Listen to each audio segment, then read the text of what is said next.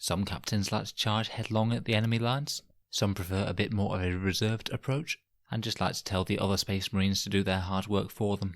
We'll be taking a look at the second type of captain today, because it's time to take a look at the chapter specific options for captains to buff your units.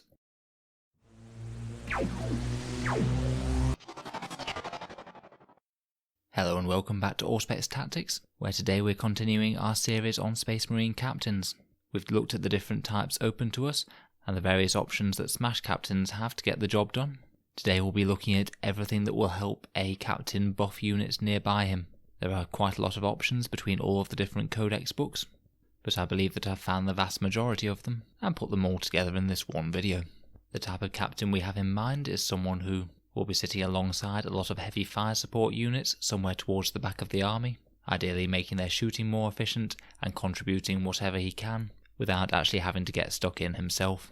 As I mentioned in one of the previous videos, I quite like either the standard, Primaris, Phobos or Bike captains to be buff captains. The first two because they're cheap and get the job done. The Phobos captain can do a little bit of sniping, and the Bike captain has reasonably decent firepower as he can have both a Storm Bolter and a Twin Bolt Gun. I'm not going to cover all of the standard Codex Space Marine options in this video. We talked about all of those in the first captain video, and I'm also not going to be focusing on any fancy weapons, though these really aren't too bad picks on the backfield buff captains. We'll just be focusing on any ways that they can buff the units nearby them. So without further ado, let's go through all the Space Marine chapters one by one. We'll start out with the Master of Command themselves, the Ultramarines.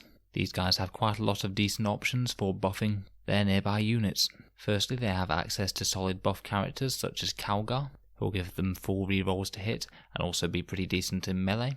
Sicarius can give a unit's Defenders of Humanity for their OBSEC. Adept of the Codex is a great warlord trait to throw on a backfield character, as it gives you the 5+ command point farming, which you can use to buff the units. The Master of Strategy warlord trait is great if you need to make a unit go into tactical doctrine, which is often the case with Ultramarines, particularly if you want to be getting the most out of your aggressors or intercessors. And Nobility Made Manifest can allow your nearby units to heroically intervene.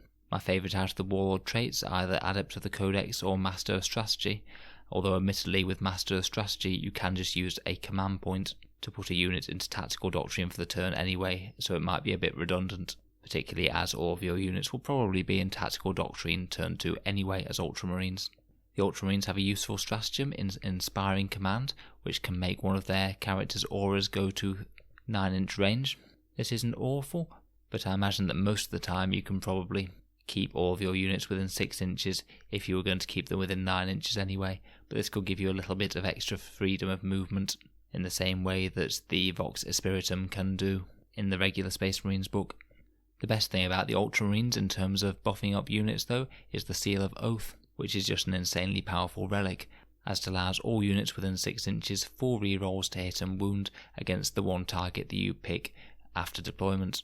Admittedly, this is only for one unit, so won't be quite as effective against armies with multiple small units, but if your opponent does have a big unit of infantry or a knight that you think you're going to be shooting first, then you can really make it die on easy mode. White Scars next. They often tend to go in for the Smash captains a lot more, with a lot of their relics, warlord traits and stratagems to be geared for them, but they do have Hunter's Eye, which will give ignores cover to a nearby shooting unit. Could be handy to throw on a Thunderfire cannon or something in a pinch. And they also have the Cyber Eagle Helm, which will allow nearby units to overwatch on a 5+. This could be quite powerful in other armies, but I suspect that White Scars are mainly going to be hurtling at you headlong on bikes or on jump packs, so I don't suspect that these will see use quite as much as others. Iron Hands have some solid options. One thing to note is that captains themselves aren't going to be quite as useful in Iron Hands, as their chapter doctrine gives them reroll 1s for any heavy weapons, unless you're buffing a bunch of rapid fire weapons, or you're paying to upgrade to the chapter master, then captains aren't all that useful in an Iron Hands list. That being said, they can take Adept of the Omnissiah. This one will let your warlord repair tanks nearby like he was a tech marine. Always great if you're sat in the middle of an armoured castle that Iron Hands lists often favour. Will of Iron could be a useful buy-in against psychic armies. It gives you a free denial per turn, as if the warlord were a psyker, so it can really amp up psychic defence if needed. And then the really good Warlord trait in terms of buffing units is Target Protocols. This will allow you to have 1 reroll hit, 1 reroll wound, and 1 reroll damage result. This is absolutely spectacular on something like a Repulsor Executioner, where you're going to likely access all 3 of the rolls on its big gun. But other things, say like a Quad Las Predator, could see good use out of this too. In terms of relics, we have the ubiquitous Ironstone. Stand next to a vehicle and activate this at the start of the battle round to reduce 1 damage incoming on that vehicle. It's still incredibly solid and can really frustrate an opponent's shooting phase as they try and remove a key tank. Lastly, we have the Tempered Helm, the 5+ command point regeneration relic. It doesn't directly buff the units near it, but putting it on a character at the back of the army is certainly a solid buy for these command point farming options. For the Raven Guard, we have Shrike himself. He can certainly function as a decent smash captain, but he can function as a decent buff captain as well, as he has those chapter master rerolls for free. You don't have to pay the command points. At 130 points, he is cheap enough that he could sit for a lot of the game just buffing some shooting units, with the added very nice bonus that if the enemy gets too close, he can jump forward with those lightning claws and turn them into spaghetti. Master of Ambush is my favourite Warlord trait for the Raven Guard. It's great to put on a buffing captain, even if you're not thinking about throwing him personally up the board.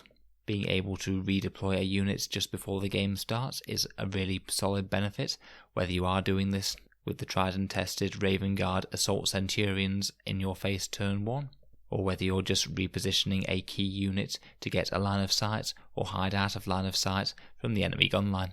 Finally, we have the Shard of Istvan. This will give units within 6 inches Fearless, which isn't always the most key point in a Space Marine army as they have decent morale, but if he's going to be buffing multiple 10-man units, then it could actually come in use. Moving on to Salamanders next, they of course have their named captains, Vulcan and Agrax Agatone. Vulcan's particularly nasty for buffing close range shooting with the +1 to wound with those Melters and Flamers, which stacks very nicely with the Salamanders trait themselves. And Lord of Fire is a Warlord trait that also buffs Flamers, allowing you to reroll the random number of shots they get. It could be very nasty with a captain coming out next to multiple Flamer units, say in a Salamander's successor list out of drop pods. For backfield uses, the Obsidian Aquila is a really nice relic that gives an aura of 6-up Feel No Pain to nearby units, and could make a Salamander's gun line very hard to remove. And finally there's the option of Never Give Up, which could throw Obsec on a unit. Not really worth it compared with the more fighty traits, but technically it does buff gunline units. The Imperial and Crimson Fists have some excellent options. Tor Garadon will give those captain rerolls, and also he gets to use his Signum Array to give +1 to hits for a nearby unit. He's great to pair with a truly massive unit that will hit on a 3-up otherwise, such as Devastator Centurions with heavy bolters or a Repulsor Executioner. Pedro Cantor is a really solid character for the Crimson Fists, giving full Chapter Master rerolls and also +1 attack should your units get engaged in melee. Both of these also pack a decent punch in melee themselves, so can be good countercharge units. In terms of relics and warlord traits, the Eye of Hypnoth is a really strong relic that basically functions like a lieutenant for the shooting phase. It means you don't really need to bring your lieutenant along at all, just pay for your captain to have this relic, and all of your shooting units will be re-rolling 1s to hit and wound. Architect of War is a reasonable option to keep your gunline units safe, as they'll ignore AP-1 attacks when they're near him and in cover. And Hand of Dawn is a decent warlord trait that will give you some extra command points. It's always worth buying in if you have a spare character and you haven't used 2 warlord traits via Hero of the Chapter yet. Finally, we have Expert Instructor from the Liberator Strike Force. That's the Crimson Fist unique detachment. It essentially buffs the aura of a character up to 9 inches. Moving on, we have Black Templars. They of course have their Chapter Master Helbrecht, who will be more happy charging headlong towards the enemy, but as he does get full Chapter Master rerolls, he can certainly buff shooting. The Crusader Helm is another option to get a +3 inches to your aura abilities, so pretty much supersedes the Vox Spiritum, as it can also put a Black Templars unit in close combat doctrine should they need it. Finally, the Aurelian Shroud is a really potent little relic that can give a 3-inch aura of a 4+ invul save for 1 turn only. The model only needs to be slightly within 3 inches to benefit, so you could feasibly easily cover multiple repulsors or many vehicles with this. Admittedly it's only for 1 turn, but say if you're going second in a big game, that 4+ invul save could be the thing that lets you take a massive beating and then be ready to deal it out yourself in the next turn. Let's take a look at the more divergent chapters now. In Blood Angels we have Dante and Seth for those very nice rerolls, though it is a bit sad that at the time of writing they haven't updated Dante and Seth's reroll aura to function as the new chapter master rules for the Codex Space Marines do. They still only reroll failed hits at present, unfortunately, and not give you the option to reroll all hits after modifiers. Their warlord traits aren't the strongest for gun lines, they're generally more geared to close combat, but Heroic Bearing can give you a fearless aura should you have enough big squads to warrant it. Soul Warden can give you a free deny, so again you could buy it in with Hero of the Chapter against a psychic heavy opponent. We've got the Veritas Vitae for a bit of command point farming on a 5+ when you spend stratagems.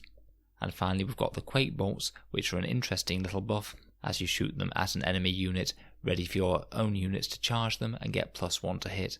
So it's sort of a buff that you can hand out to your close combat units while being a long way behind the lines, buffing some other units with your character aura. Dark Angels of course have Azrael for his Potent reroll aura and invul save on infantry, and you have the options of Courage of the First Legion for a 12-inch fearless bubble, though it is a touch redundant with Grim Resolve, and they have Brilliant Strategist for some command point farming. Finally, Space Wolves' most notable choice is Saga of Majesty for a 9-inch character aura, and technically a lot of the sagas can be helpful if you succeed with their Deed of Legend, but they do vary in difficulty, and pretty much none of them are going to be easily achieved by a captain that's skulking at the back of your lines. Logan Grimnar is your source of full chapter master rerolls, and they have many unique captains, each with their different war gear, though again, being Space Wolves, they're mainly suited to charging headlong at the foe. So overall, there's a ton of options available to the various Space Marine chapters for how to make your gun line blow away all before it. My favourites from this list are the Seal of Oath for the Ultramarines, for mad rerolls against one unit, Target Protocols for Iron Hands, which is potentially going to be giving you 3 extra rerolls per shot, the Obsidian Aquila for Salamanders, which can potentially give a lot of your army a massive amount more durability, the Eye of Hypnoth for Imperial Fists, for a 1 command point discount lieutenant, and finally the Aurelian Shroud for that very nice temporary 4+ invul save that can affect multiple units. All of these are incredibly strong, and I'd certainly consider using them in pretty much every game if I was playing any of these armies. I'm sure I've probably missed some interesting options along the way. We have been drawing on 10 books worth of material for this little list, so if you do spot anything, please feel free to let me know down in the comments. And if you have any particular setup for your buff commander who sits at the back and makes your guns shoot more straight, I'd love to hear about it. As always, thanks for listening to Auspex Tactics. If you'd like to see more content like this, feel free to subscribe. I'll be looking forward to continuing my Captain series, where our next stop is to talk about the use of Smash Captains in a game of 40k. If you're enjoying my content, feel free to contribute to my Patreon. A lot of work goes into these videos, and it would be great to do this as more of a full-time thing rather than just a hobby. Again, thanks for listening, and I'll see you guys next time.